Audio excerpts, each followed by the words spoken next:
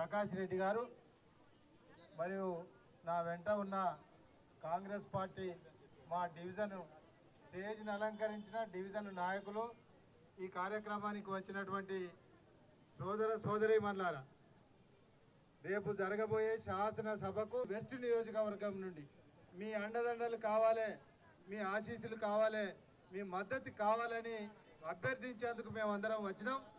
అయితే Warangal west Kazipet 34-35 division ఇది మరియు తెలుగుదేశం పార్టీ అధ్యక్షులు 35వ డివిజన్ అధ్యక్షులు మరియు ముఖ్యంగా మన మాజీ మంత్రివర్యులు విజయరామారావు గారికి, మన యొక్క రాబోయే కాలానికి కాబోయే ఎమ్మెల్యే అయినటువంటి రేవూరు ప్రకాష్ రెడ్డి గారికి, మరి ఇక్కడ అశోక్ గారికి, వేదిక అలంకరించిన పెద్దలందరికీ కూడా పేరు పేరున నమస్కారాలు తెలియజేస్తూ, మరి 3 సార్లు ఓటేసిన వినయ్ భాస్కర్ గారికి మన దగ్గర ఏమన్నా మార్పు ఉన్నదా లేదా అనేది మనం ఆత్మ పరిశీలన చేసుకోవాలి. ఒకసారి నేను చెప్పే 2 ముచ్చట్లన్నా కొద్దిగా శ్రద్ధగా వినండి అమ్మా. 500-1000 మన జీవితాలను తాకట్టు పెట్టకండి.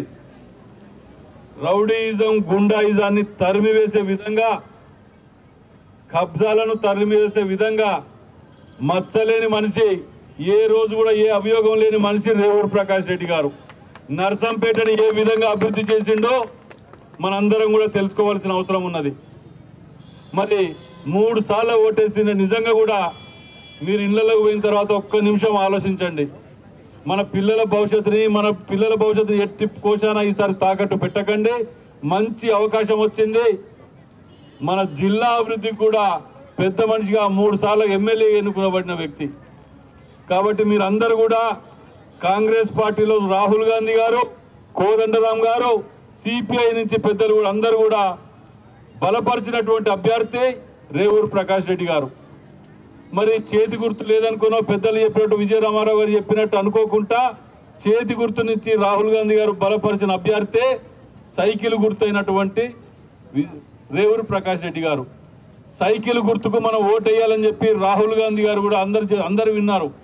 మరి గుర్తు లేదని కన్ఫ్యూజ్ కాకుండా తోటి సోదరులు అందరికి కూడా చెప్పవలసిన బాధ్యత మీ అందరిపై ఉన్నది. ఎందుకంటే 20 ఏళ్ళు మన జిల్లా వెనుకకు పోయింది. ఈ పాలకులు, టీఆర్ఎస్ పాలకులు చేయబట్టి హైదరాబాద్ తర్వాత అతి పెద్ద నగరం.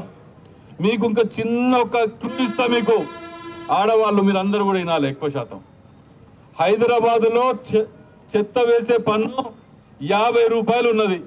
మరి మీరు అందరు ఎంత కడతారమ్మా? ఇప్పుడు చెత్త పన్ను, ఎత్తేసే పన్ను ఎంత కడుతున్నారమ్మా మున్సిపాలిటీకి చెత్త పన్ను?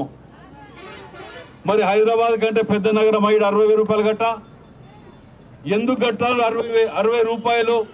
మరి ఎమ్మెల్యే గారు కానీ మంత్రులు కానీ హైదరాబాద్ కంటే చిన్న నగరం వరంగల్ 50 రూపాయలు చేయాలని సోకి లేకుండా దున్నపోతులు తినివంటారు.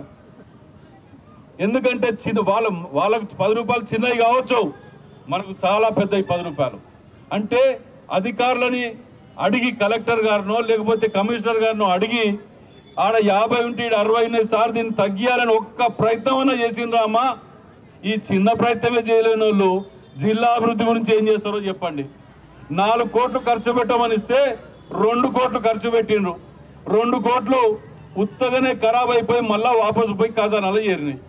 4 కోట్లు ఖర్చు పెడతానికి ఈడ పనులు లేవా? అదే రేవూరు ప్రకాష్ రెడ్డి గారికి 4 కోట్లు ఇస్తే 4 ఖర్చు పెట్టి ఇంకా 4 కోసం కొట్టాడి తెచ్చేవాడు. నాయన తింటే తిన్నారా నాయన, కానీ మినిమం వరంగల్ జిల్లాలో పుట్టినందుకు మన వంతు బాధ్యతగా అభివృద్ధి చేయండి రా నాయన అంటే కూడా దిక్కు దివానా లేదు. ఇక ముఖ్యమంత్రి గారికి రాజశేఖర రెడ్డి గారు ఉన్నప్పుడు మీలాంటి వాళ్ళు మాలాంటి వాళ్ళం పోయినా పొద్దుగాల 8 గంటలకు సుమారు 2000 మందిని కలిసేది. ఈయన పోయాడు అంటే ఫామ్ హౌస్లో అంటే అసలు మంత్రులకు లేదు అపాయింట్మెంట్ కలవటానికి. ఒక్క మహిళకి ఇచ్చిందా అమ్మా? కాంగ్రెస్ హయాంలో ఎంతమంది మహిళలకు మంత్రి పదవులు ఇచ్చినాం? ఇవాళ ఒక్క మంత్రి పదవి మహిళకి ఇచ్చేంత సాహసం కూడా చేయలేదు. అంటే మహిళలు ఏం చేయరు, ఒంటింటికే పరిమితం చేసే తత్వం వీళ్ళది. కాబట్టి నేను చెప్పేది రాజకీయంగా మాటల్లో, లేకపోతే నాకు ఓటు వేయమని అడగటానికి రాలేదు.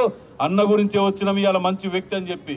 మీరందరూ కూడా తీసుకోండి, మన సొమ్మే, మన దగ్గర దోసుకదిన సొమ్ము, ఆ సొమ్ము తీసుకోండి.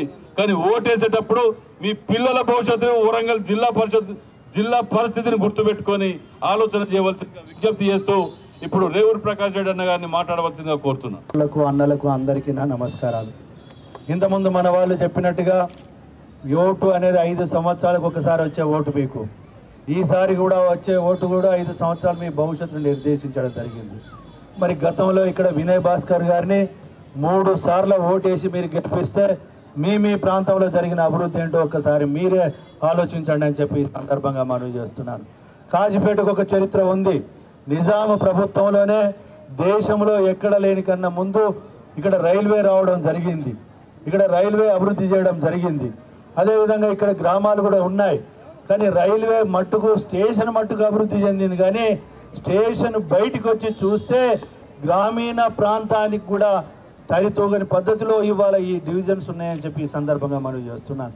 ఇంతసేపు 34 డివిజన్ల పాదయాత్ర చేయడం జరిగింది. ఏ ఒక్క రోడ్డు కూడా సక్రమంగా లేదు, డ్రైనేజ్ సక్రమంగా లేదు, మంచినీటి సౌకర్యం లేదు. అన్ని చూస్తే ఒక అంత మొత్తం డివిజన్తో కొడితే ఒక 10-15 బిల్డింగ్లు కనబడతాయి కావచ్చు. మిగిలిన అన్ని గరీబ్ వాళ్ళయి, ఇల్లు సరిగ్గా లేవు, ఇల్లు కట్టించిన పాపాన పోలేదు. ప్రజల్ని వీళ్ళు పట్టించుకున్నారా అని చెప్పి నేను అడుగుతున్నాను. ఎంతో మంది యువకులు కూడా పాల్గొన్నారు, యువజన సంఘ పిల్లలు కూడా కలిశారు. మీరు ఏం చేస్తున్నారు అని అంటే ఏమీ ఉపాధి అవకాశాలు లేవు సార్ అనే పరిస్థితి ఉన్నదని చెప్పి ఈ సందర్భంగా మనం చేస్తున్నాం. ఇందు గురించేనా మనము కొన్ని దశాబ్దాలు పోరాటం చేసి మనం తెలంగాణ సాధించుకున్నది అని చెప్పి.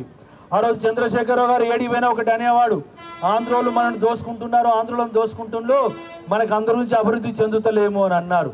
కానీ ఇవాళ ఆంధ్రోలను మించి ఇవాళ ఈ తెలంగాణ బిడ్డలమని చెప్పుకునే చంద్రశేఖరరావు గారి కుటుంబము ఇవాళ దోసుక తింటున్నదా లేదా మీరు అందరూ ఆలోచించవలసిన అవసరం ఎంతైనా ఉంది.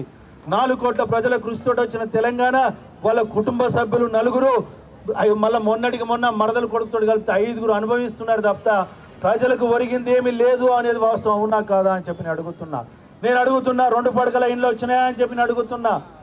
మీ ఇంటింటికి ఉద్యోగం అన్నారు, ఇంటింటికి ఉద్యోగం వచ్చిందా అని చెప్పి నేను అడుగుతున్నాను. అదే కాకుండా ఎస్టీ రిజర్వేషన్ అన్నాడు, మైనార్టీ రిజర్వేషన్ అన్నాడు. ఇవన్నీ ఏమన్నా జరిగినాయా? దయచేసి మీరు అందరూ ఆలోచించండి. ఒక విద్యా కేంద్రం లేదు, ఒక పంచి దవాఖానా లేదు, వైద్య సౌకర్యాలు లేవు, విద్యా సౌకర్యాలు లేవు. ఉన్న పాఠశాలను మూసి పెడుతుంటే అక్కడ చంద్రశేఖరరావు గారు ఇక్కడ 3 సార్లు గెలిచిన వినయ్ భాస్కర్ గారు ఏం చేస్తున్నారని చెప్పి నేను అడుగుతున్నాను.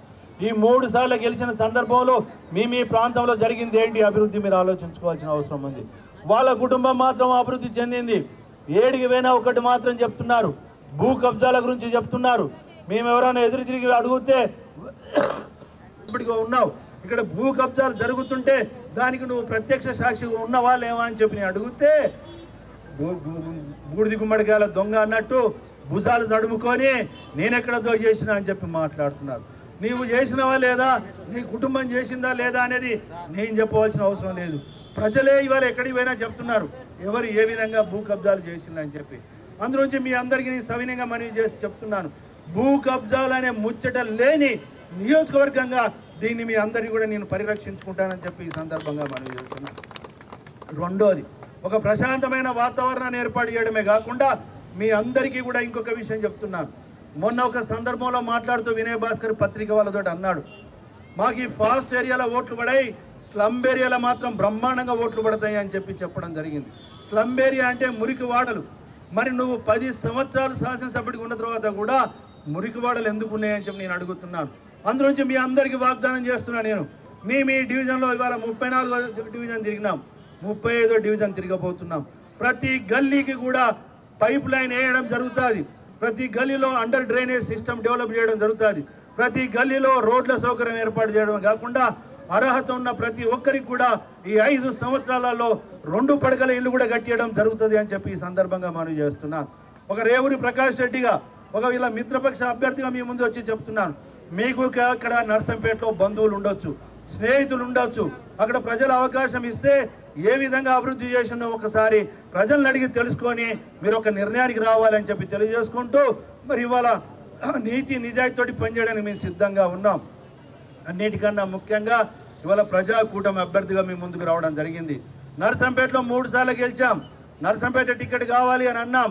కానీ కాంగ్రెస్ నాయకత్వం రాహుల్ గాంధీ గారు ఇటు తెలుగుదేశం పార్టీ నాయకత్వం ఇద్దరు కూర్చొని మరి ఇక్కడ నాకు వరంగల్ పశ్చిమలో పోటీ చేయమని చెప్పి ఆదేశించడం వలన నేను ఇక్కడ పోటీ చేయడం జరిగింది.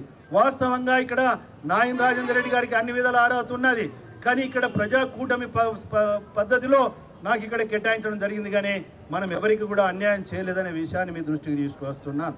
ఇవాళ 6 జిల్లాలలో మాకు ఇదొకటి ఇచ్చారు కనుక ఇక్కడ మనం గెలిపించుకోవాల్సిన అవసరం ఉందా లేదా మీరు ఆలోచించండి. రేపు వచ్చేది ప్రజా కూటమి, అది కూడా తెలుగుదేశం పార్టీ యొక్క సహకారంతో, కోదండరాం గారి యొక్క సహకారంతో, సిపిఐ తోటి సహకారంతో ఏర్పడిపోయేదే కాంగ్రెస్ ప్రభుత్వం అనే విషయాన్ని కూడా ఇక్కడ మీరు గుర్తుపెట్టుకోవాల్సిన అవసరం ఉంది. అందులోంచి ఇవాళ చెయ్యి గుర్తుకు వేయాలనుకున్నా, అది కంకి కొడవలికి వేయాలనుకున్నా, లేకుంటే అగ్గిపెట్టెకి వేయాలనుకున్నా సైకిల్ గుర్తుకే ఓటేస్తే ఆ పార్టీ అభిమానులు ఆ పార్టీకి వేసినట్టే అని చెప్పి మరి సైకిల్ గుర్తుకు ఓటేసి మంచి మెజార్టీతో గెలిపించుకోండి. 5 సంవత్సరాలు మీకు అందుబాటులో ఉండి ప్రజాసేవ చేయడం జరుగుతుంది, మీ అభివృద్ధికి కృషి చేయడం జరుగుతుంది అని చెప్పి తెలియజేసుకుంటూ సెలవు తీసుకుంటున్నాను. సైకిల్ గుర్తుకే గట్టిగా నాలే, లేకుంటే వినయ్ భాస్కర్ మనుషులు ఇక్కడ ఉన్నారని చెప్పి నేను అనుకోవాల్సి వస్తుంది. అంతేనా? ఎస్, సైకిల్ గుర్తుకే, సైకిల్ గుర్తుకే. ఇప్పుడు హుషారుగా అంటాను. వెరీ గుడ్, సంతోషం. సైకిల్ గుర్తుకే, సైకిల్ గుర్తుకే, సైకిల్ గుర్తుకే. నమస్తే, అందరికి నమస్తే.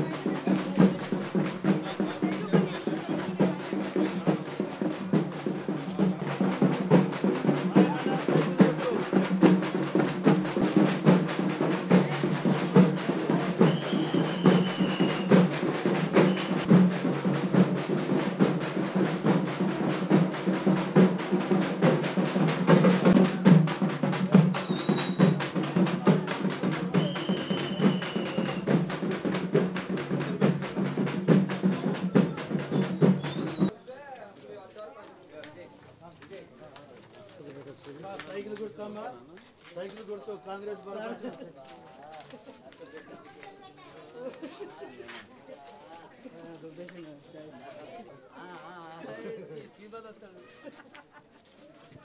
నమస్తే. నమస్తే అన్న. సైకిల్ గుర్తు, cycle గుర్తమ్మా.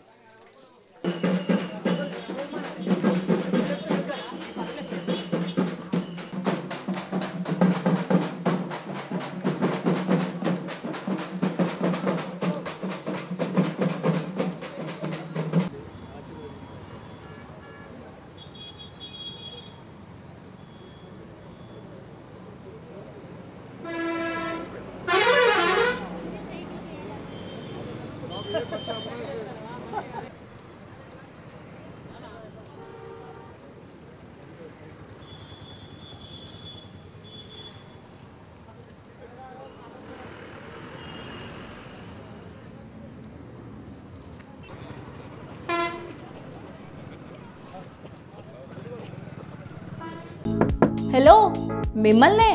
Yo-yo TV app download చేసుకున్నారా? ఇంకా లేదా? మీ యాప్ స్టోర్కి వెళ్ళి వెంటనే డౌన్లోడ్ చేసుకోండి.